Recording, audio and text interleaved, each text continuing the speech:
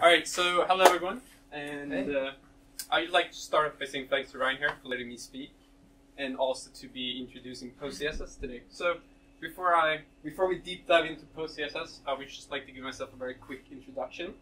So my name is Tisäter, and I'm a front-end developer, which means that I do a lot of CSS, JAVASCRIpt, UI design, and all that crazy stuff. And I work with this guy. So if you don't know who this is Drupal, and Drupal is a CMS like WordPress is. So they're kind of competitors, but I like Drupal and I like WordPress as well. So I work at a web agency that is called Happiness, and we're about 12 developers today in central Stockholm, and we build pretty big and complex Drupal websites. Websites like Skandiamäklarna, Swedish ICT, Sverige, Swedish Academy, Grand Hotel, there's a bunch of them. So if you're interested, you can go check out our portfolio, it's really nice. And so what is a Drupal developer doing here? So I still have a very big heart for WordPress, especially for the community here in Sweden. So if you have seen my name popped up before, it's probably because of WordPress area. So I try to do a lot of development here and to stay active in the community. Facebook group for WordPress area. I don't have Facebook, so but so if you didn't know, we recently launched our big 4.0 website. It's really beautiful. We integrated some body press and some other sweet tools to make it really look like a community web platform. So if you haven't checked it out, go ahead and do so, because it's awesome to learn about WordPress more and get your answers. So so I just want to put in a sorry in here, because I'm not going to be talking specifically about WordPress tonight. And I'm also going to be talking, it's going to be more of a developer talk. But I'm going to try to keep it very basic for you. So if you have any questions, just let me know. Alright, so we're going to be talking about CSS here for the next 15 minutes. So I have a question. How many in here write CSS or have done CSS? Alright, great. Some of you. So CSS is awesome, but I took a look at the Meetup page that we have, and it's really good looking. So it's good organized, and you have a lot of shortcuts and everywhere. But if you break this down into like sections, it's kind of complicated. And if you would do this in like CSS or whatever, you have to think about a lot of stuff. So before you start doing CSS, it's very important to go in with a strategy and to be organized, otherwise it ends up being very hard to actually do something.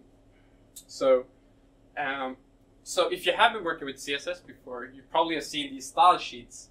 These style sheets are probably more like the 5,000 lines of code, and if you load the style sheet up in your editor, it almost crashes because there's too much to load. And these CSS files are pretty unmaintainable. You usually end up like overriding rules in the end of the style sheet, so they're not very good. But this was a long time ago, and superheroes came to the rescue and created something called CSS preprocessors. So how many in here uses a CSS preprocessor? Right, good. Some of you. And they're great, and it's really made us be more organized in CSS, and it's actually been more fun playing around with it. More and more CSS architectures came along with it, stuff like BEM, Atomic, and so on. So I use Sass. I've been using Sass for years, and I think a lot of you guys are using Sass as well, who's using a preprocessor. Sass is great, but I've noticed a lot of problems with it. The first thing being that it was created in Ruby. Now, when Sass became like a thing for people to use, it was very slow. Like a lot of people, that was the main problem with Sass being slow. So they created more Sass clients like NodeSass and LIBSASS. And that's great, Sass became faster and faster. But the main problem with this is that when Ruby Sass has a bunch of like futures to release, they'll have to wait for NodeSass and LIBSASS to pick those up before they can make the official release, so no one falls behind. And also, if any one of these has problems or whatever, funny tweet from Dave Rubin saying having LIBSASS issues today, which means I'm having NodeSass issues and so on. So that's a big thing in Sass. Also, version controlling Sass is a big thing, because it comes with Ruby, and you have to keep Ruby control, version control, and the gem SAS and so on.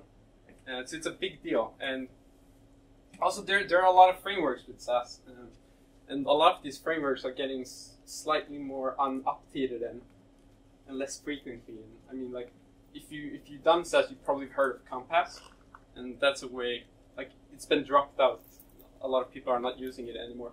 So yeah, and modularity is not a thing anymore. So I took a look at the LIBSASS repo, which is and there's a lot of files in that repo. There's like 110 files and a lot of code. So it's very hard to contribute to SAS if you want to do that, which is kind of a big deal. So you know, what's next? A lot of people are still using SAS, and you know, what's the next big thing? So I'm going to be talking about PostCSS today, which is the next big thing according to me. So a little background about PostCSS. It's created by Evil Martians and a guy named Audrey Sitnik.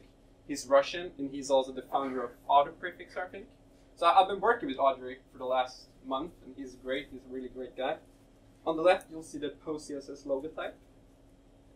So yeah, so this is how everyone describes PostCSS, right? PostCSS is just a tool for transforming CSS with JavaScript plugins. Now, before I head into what PostCSS actually does, I want to kind of tell how it works. So a little behind the scenes, right? So the first thing you have to kind of wrap your head around is that PostCSS is not a templating language like SAS is. So this is how it works, right? So you have your style.css file, and that goes into a CSS parser, which creates kind of like an abstract syntax tree. Looks something like this. You got your CSS rule, declarations, selectors, and so on. And then it stringifies that back to a new CSS file. And that is how PostCSS works out of the blue. So it does nothing, right? It just opens up some weird tree and stringifies that back to a new CSS file. So the key component in PostCSS is the JavaScript plugin. So remember what I said about, you know, it transforming CSS with JavaScript plugins? Here's where the key component is. So the JavaScript plugins. So the abstract syntax tree is made of JSON. So what you can do with JSON is manipulate it with JavaScript. So it can delete nodes, it can add nodes, and do a bunch of stuff to this tree. And that makes the tree different, and it compiles a new CSS file. So the timeline again. So you have your CSS file, it goes through a CSS parser, goes through a bunch of JavaScript plugins that does something to that tree, stringifies that back to a new CSS file. So it still doesn't make sense, right? So the JavaScript plugins, what do they do? What are they used to? So let me tell you about the JavaScript plugins, right? So all the JavaScript plugins are based on NPM, the Node Package Manager. So yeah, let me give you some examples of PostCSS plugins. So right, here's a plugin that lets you have variables in your CSS file, right? And that's good enough for some people. You don't want to have SAS to do all these crazy things. You just want to have variables in your CSS file. And also, it's just made of 74 lines of JavaScript code, which is not very much. Here's one, Nested, lets you nest in your CSS file. Also good, and a lot of people are doing that. PostCSS Knowledge just minifies your CSS. Yeah, PostCSS Focus. Whenever you state an Hoover element, you will add focus to it as well, which a lot of developers seems to forget, which is an important thing. So yeah, auto prefix are a big thing as well. So it will vendor prefix in all your web browser needs for everything that you need. And yeah, here's a funny one, Swedish styles. You get to write your CSS in Swedish. It translates to CSS, which is pretty funny. But it's useless, right? It's funny. So CSS Next lets you write CSS4 features, which is kind of nice. And yeah, Style Guide Generator lets you just generate a style guide from your CSS file, which is pretty big. And yeah, SVG fragments. I mean, there's a bunch of them, and there's so many plugins, you know. So yeah, you're probably thinking, why PostCSS? I'm good with SAS. SAS is awesome. I can do all these things in SAS. But what's, you know, it's getting very popular at PostCSS. Google is using it. WordPress is using it. So that's a good thing. And, you know, looking at the graphs, PostCSS is just booming away. Everyone is using it. If you heard of Bootstrap or Server Foundation, two big frameworks, they're all, you know, very excited for PostCSS, trying to implement it to their new versions. And yeah, it's very easy to integrate PostCSS to one of your build tools. And I know there's a command line for PostCSS as well. So it's very easy. It's just a few lines of code really to get it working. And what a lot of people think as well is that it doesn't have to be a replacement for SAS or LESS or whatever. You can still compile your SAS and LESS to CSS and then do a bunch of stuff with PostCSS to really get a optimized CSS file, which is pretty nice because you can't go home and replace all your SAS project with PostCSS.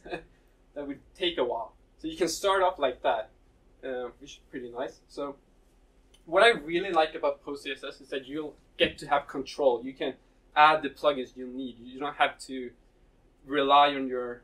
Because I work in a team with a lot of front-end developers, and I don't like the front-end developers to kind of use mix-ins and extends and stuff like that. So I can restrict that and not add those plugins in, which is kind of nice. So, so yeah, performance is a big deal. I mean, PostCSS is super fast.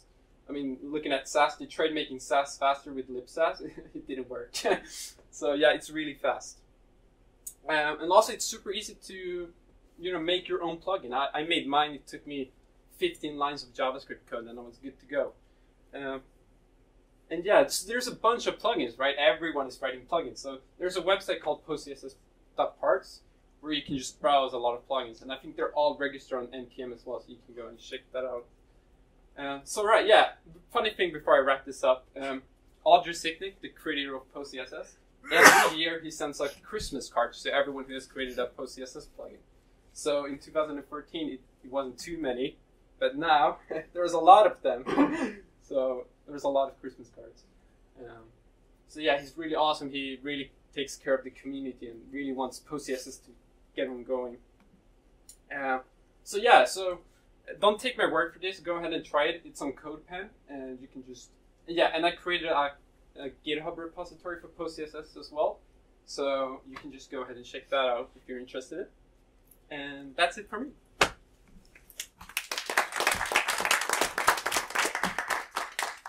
Cool. Questions? Do you ever have plugins that rely on other plugins? Sorry? Do you ever have plugins for PostCSS that rely on other plugins? So then you get version dependencies and stuff like that? I'm not sure. No, I don't think so, actually. There is no plugins that has to rely on another plugin. That's what's so great about it. Okay, because it's one thing from NPM. It's just yeah, I know. It's a big deal. Not what I'm aware of. Okay. All right, cool. Oh, sorry. Is anyone actually using the next CSS syntax yet?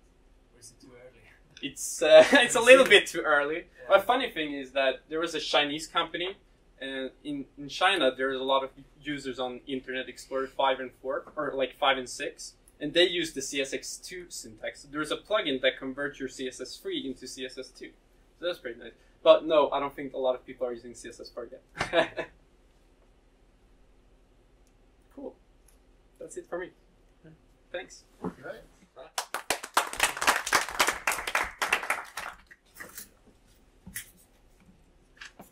Thanks, Marcus. Thank you.